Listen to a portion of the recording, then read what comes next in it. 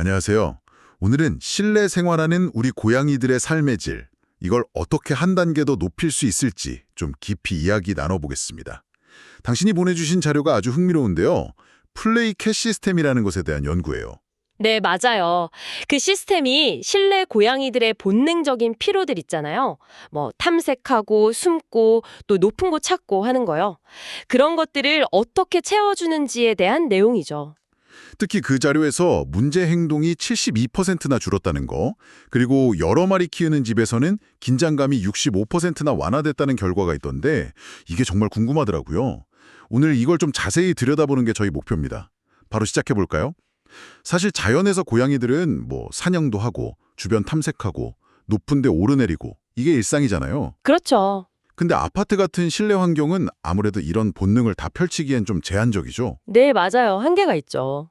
그러다 보니까 고양이들이 좀 만성 스트레스를 받기도 하고 문제 행동을 보이기도 하고요.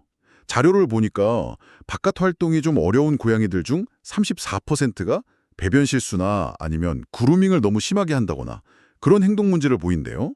생각보다 비율이 높네요. 그리고 58%는 운동 부족으로 비만 경향이 있다고 하고요. 이게 그냥 살찌는 문제에서 끝나는 게 아니라 방광염, 피부병, 심지어 당뇨나 관절염 같은 걸로 이어질 수 있다니까 좀 걱정되더라고요. 네, 건강 문제로 직결될 수 있죠. 특히 여러 마리가 같이 사는 집에서는 안심하고 쉴 만한 높은 공간이 부족하면 서로 막 눈치 보고 피하고 이런 식의 소극적인 공격성, 이게 3.2배나 늘어난다고 하니 공간이 정말 중요하구나 싶었어요. 바로 그 지점 때문에 이제 환경 풍부화라는 개념이 나오는 거죠. 아, 환경 풍부하여. 네, 동물이 가진 자연스러운 행동을 할 수 있게 환경에 좀 긍정적인 자극을 더해주는 건데요. 고양이한테는 특히 수직 공간 활용이 핵심이에요. 수직 공간이요? 네, 높은 곳에 있어야 주변도 살피고 좀 안정감을 느끼고 자기만의 영역을 확보하는 데 아주 중요하거든요. 플레이캣 시스템이 바로 이 점을 잘 파고든 거예요. 그냥 바닥에 캣타워 하나 두는 거랑은 좀 차원이 다르죠. 어떻게 다른 건가요? 벽이나 천장까지 이용해서 3차원적인 활동 공간을 만들어주는 거예요. 월 워크웨이, 실링 브리지 이런 모듈들로 실내 공간의 한계를 좀 넘어서는 거죠. 고양이의 영역 본능, 그리고 안전을 추구하는 마음을 채워주는 어떻게 보면 발상의 전환인 셈입니다. 자료에서 운동량이 180%나 증가한다는 게 진짜 눈에 띄던데요. 와, 이게 그냥 공간이 넓어져서 그런 걸까요? 단순히 넓이의 문제라기보다는 어떻게 움직이게 만드느냐의 차이인 것 같아요. 아, 움직임의 질이 다른 거군요. 네, 이 시스템은 고양이의 점프, 오르기, 균형 잡기, 또 숨어서 관찰하기 같은 본능적인 행동들을 자연스럽게 하도록 설계됐거든요. 예를 들면 벽 따라 계단처럼 가는 스텝 플랫폼, 아니면 구름 모양으로 좀 아늑하게 쉴 수 있는 클라우드 푸드, 살짝 흔들리는 재미가 있는 행거브리지 같은 것들이요. 아, 모듈 종류가 다양하네요. 그렇죠.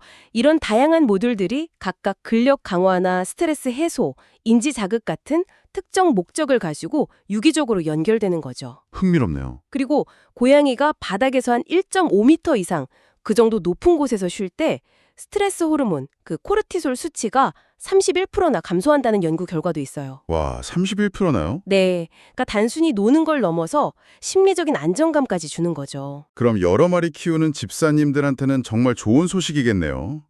고양이들끼리 좀 미묘한 긴장감이나 다툼 때문에 고민하는 분들 많잖아요. 맞습니다. 다묘 가정 갈등은 보통 쉼터나 물그릇 같은 그런 한정된 자원을 두고 경쟁하면서 생기거든요. 플레이캣 시스템은 이 수직 공간을 분할해서 이 문제를 해결하는 데 좀 도움을 줘요. 공간을 나눠주는 거군요. 네, 각자 자기만의 길, 자기만의 안전한 아지트를 가질 수 있게 하고요.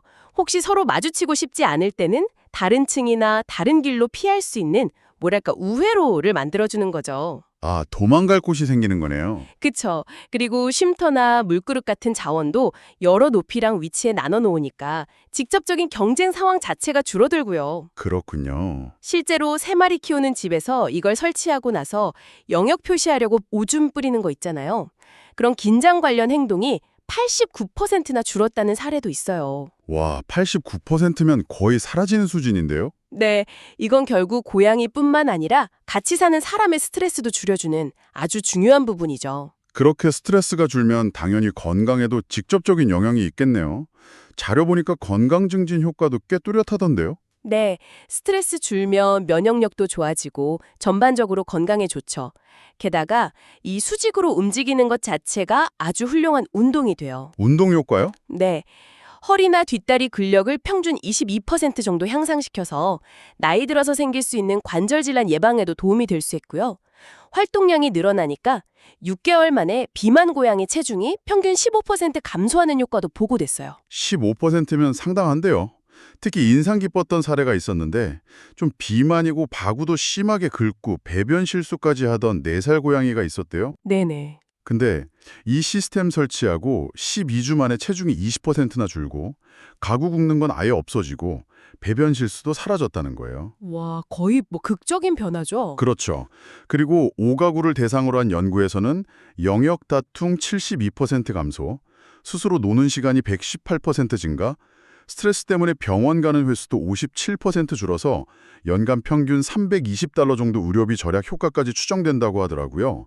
효과가 정말 다방면에 걸쳐 나타나는 것 같아요. 그렇습니다. 그래서 이 플레이캣 시스템은 그냥 고양이 가구나 놀이기구가 아니라 일종의 행동학적 치료 도구라고 볼 수 있는 거죠. 행동학적 치료 도구요. 네, 문제 행동의 근본 원인, 그러니까 스트레스나 활동 부족을 환경 설계를 통해 해결해주고 자연스럽게 운동량 늘리고 심리적 안정을 주니까요. 잠재적으로는 고양이 건강 수명 연장에도 기여할 수 있다고 보는 거죠. 더 나아가서 반려동물 문제 행동이 줄면 보호자 스트레스도 44%나 낮아진다고 하니까 이게 결국 사람과 동물의 건강이 연결돼 있다는 원헬스 개념하고도 딱 맞아떨어지는 이야기입니다. 정리를 좀 해보면 오늘 살펴본 자료들은 결국 플레이캣 시스템처럼 수직 공간을 활용한 환경 풍부화가 실내 고양이의 본능적인 필요를 채워줘서 행동 문제 개선이나 건강 증진에 아주 중요하고 긍정적인 영향을 줄 수 있다는 걸 명확히 보여주는 것 같습니다. 네, 그렇습니다. 그렇다면 이 모든 것이 당신에겐 어떤 의미일까요? 한번 생각해 보시면 좋겠어요. 우리 고양이에게 정말 필요한 환경이 뭘까? 어쩌면 이런 수직 공간을 더하는 작은 변화가 생각보다 훨씬 큰 행복을 가져다 줄 수 있지 않을까 하고요. 네. 물론 이 자료에서도 나이 든 고양이를 위해서 어떻게 더 편하게 만들까 아니면 더 작은 집에 맞는 디자인은 어떨까 같은 앞으로의 과제들을 이야기하고 있어요. 여기서 한 걸음 더 나아가서 이런 질문을 던져볼 수도 있겠네요. 단순히 물리적인 공간을 3차원으로 넓히는 걸 넘어서요. 우리 집이라는 이 한정된 공간 안에서 고양이의 타고난 본성이랑 실내 환경 사이의 간극을 좀 더 창의적으로 메울 수 있는 또 다른 방법은 없을까? 이 질문을 당신께 남겨드리면서 오늘 이야기 마무리할까 합니다.